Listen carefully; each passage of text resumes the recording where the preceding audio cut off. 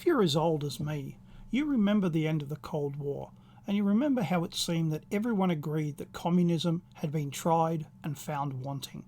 A phrase thrown around at the time was, "It has been consigned to the dustbin of history."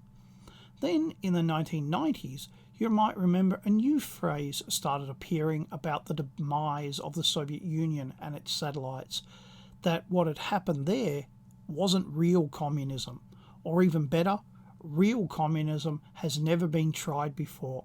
It was always presented as a definitive statement, the only reasonable instead of the most insane idea.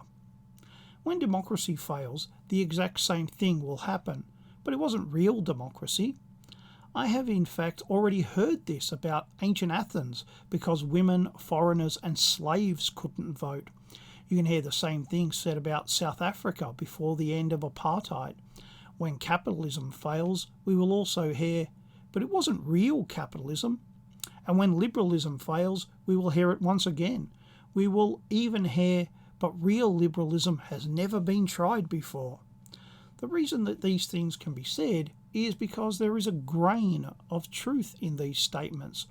All philosophies, including political ones, have general meanings, but once you begin to study them, you find that there are many points of disagreement, even contradiction. That doesn't mean that the philosophy doesn't exist.